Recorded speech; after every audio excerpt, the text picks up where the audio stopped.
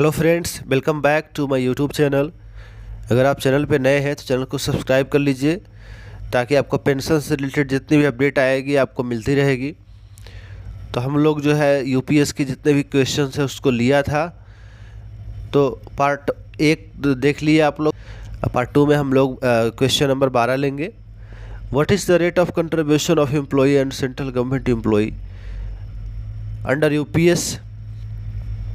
तो यूपीएस में क्या कंट्रीब्यूशन होगा? 10% दोनों का होगा। 10% आपका, 10% सेंट्रल गवर्नमेंट का, और उसके बाद 8.5% एडिशनल कंट्रीब्यूशन आपका होगा गवर्नमेंट का। उसको बोलते हैं पूल कॉर्पस। पूल कॉर्पस क्यों बनाया गया है?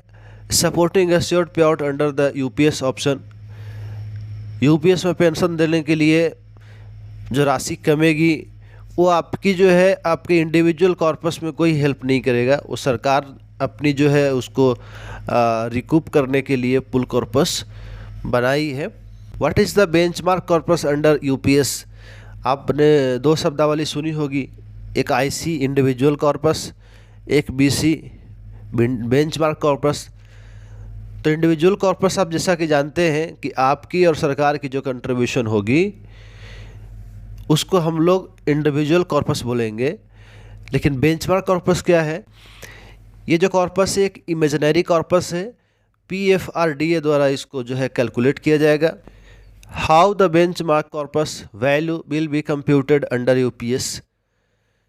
पीएफआरडी इसको कैलकुलेट कैसे करेगा? Regular contribution by the employees as well as the employer as applicable under the scheme are received for each month of qualifying service. In case of missing contribution, an appropriate value to be determined by the PFRDA shall be assigned. Investment of such contributions shall be made as per the default pattern of investment defined by the PFRDA.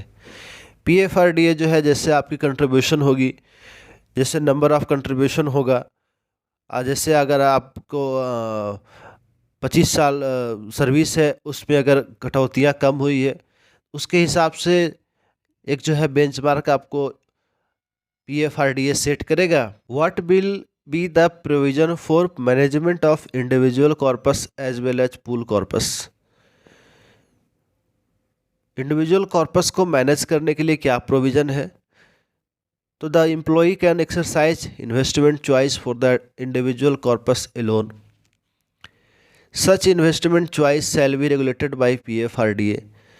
Employ जो है अपना जो है investment का choice बदल सकता है। जैसे एनपीएस में था, आपको जो है एन्युटी बदल सकते थे। अगर आप डिफ़ॉल्ट पैटर्न चुनते हैं तो पीएफआरडीए जो है अपने हिसाब से उसको, if an employee does not exercise an investment choice on individual corpus the default pattern of investment will apply. अगर आप जो है इन्वेस्टमेंट का चॉइस नहीं चुनते हैं तो डिफ़ॉल्ट पैटर्न में फिर पीएफआरडी जो है रेगुलेट करेगा। The investment decision for the pool corpus build through the additional central government contribution bill सोलेली rest with central government. वो जो है पूल कॉर्पस की बात जो कर रहे थे वो सेंट्रल गवर्नमेंट की बात है। वो अपना जो है पेंशन की राशि एडजस्ट करने के लिए पूल कॉर्पस एक बनाई है ताकि जो है। उसके बाद है in case value units of individual corpus of employees more than the values of benchmark corpus. अगर आपका इंडिविजुअल कॉर्पस बेंचमार्क कॉर्पस से बड़ा हो जाता है उस कंडीशन में जो है आपको बाकी जो अमाउंट है बीसी के बराबर अमाउंट करके बाकी जो अमाउंट है आपको आपकी सुपर एनुएशन के बाद आपको दे दी जाएगी। In case units of individual corpus employees less than the value of benchmark corpus. दूसरा केस है अगर इंडिविजुअल कॉर्पस कम गया बेंचमार्क कॉर्पस से, उस कंडीशन में क्या करेंगे? अगर आपका इंडिविजुअल कॉर्पस बेंचमार्क कॉर्पस से कम हो रहा है, पेंशन की राशि पूरी लेनी है, तो आपको जो है बेंचमार्क कॉर्पस से इंडिविजुअल कॉर्पस को बराबर करना पड़ेगा।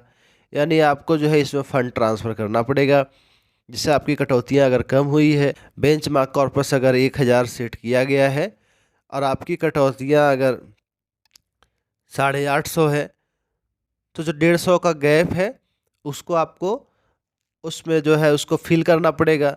और ये जब बराबर हो जाएगा तो फिर आपकी जो है पेंशन की राशि सुनिश्चित जितनी की जाएगी वो फिर से शुरू हो जाएगी। Can I change my pension scheme option once I have selected the UPS. क्या अगर आप एक बार यूपीएस में शिफ्ट करते हैं तो फिर आप चेंज हो कर सकते हैं। तो जो है अगर आप यूपीएस एक बार सिलेक्ट करते हैं इररिवोकेबल बनाया गया है, यानी आप फिर से एनपीएस या फिर कोई भी पेंशन योजनाओं में आप वापस नहीं आ सकते हैं।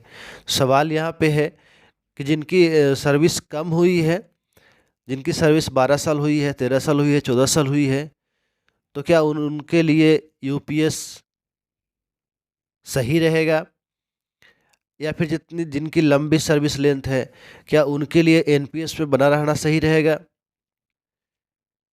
Weather past retirees of NPS will be given the benefit under UPS. 1 April 2025 से पहले जितने भी रिटायर किए हैं क्या उनको यूपीएस के अंडर में लाया जाएगा। तो हाँ, यूपीएस के अंडर में लाया जाएगा। अगर आप जो है ऑप्शन चुनते हैं शिफ्टिंग का तो आप यूपीएस में, एनपीएस यूपीएस में जा सकते हैं। How the case of past retirees of NPS will be accounted for the purpose of UPS benefit. ये जो सवाल है बहुत इम्पोर्टेंट सवाल है। उनकी जो है यूपीएस में पेंशन की राशि कैसे कैलकुलेट की जाएगी, तो बड़ी ध्यान देने की बात है। Past retirees of NPS will be paid arrears of past period along with interest as per PPF rate. The monthly top up amount of such superannuated employees as determined by the PFRD shall be paid after adjusting the withdrawal made by and annuities paid to them। आपकी जो है जितनी आपको उस समय receivable आपको जो है पे आउट्स बनेगा। एक कंडीशन लेते हैं, अगर एक रिटायरेज है, रिटायर होता है, एनपीएस यूपीएस में शिफ्ट करता है, तो अगर मान लिया जाए कि उसकी अगर यूपीएस के हिसाब से अगर पेंशन बनती है 20,000, यूपीएस के हिसाब से अगर 20,000 पेंशन बनती है और उसका जो है एनपीएस में पता है कि 40% जो एन्युटी है, अगर 40% में अगर मान लिया जाए कि 4,000 मिलना तय हुआ, तो ये जो इसका डिफरेंस है वो आपको मिलेगा 16,000। और बाकी जो अमाउंट्स आपको पीपीएफ रेट में हर माह टॉपअप अमाउंट के रूप में आपको दिया जाएगा। Will there be any mechanism under UPS to keep the subscriber updated about their individual corpus in term of units? ऐसा कोई जो है एनपीएस के जैसा कोई मैकेनिज्म है कि जो है अपडेट रह सके कि मेरी क्या कटौतियाँ हैं।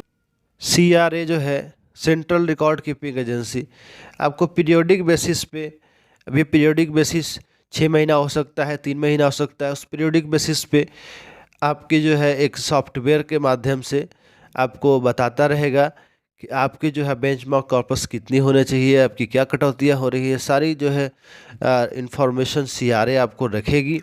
बहुत सारे कमेंट्स आए हैं, उसको कंपाइलेशन के बाद उसके ऊपर सेशन करूँगा।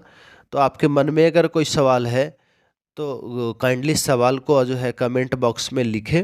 तब मिलते हैं किसी अगले वीडियो में, तब तक के लिए आप अपना ख्याल रखिए।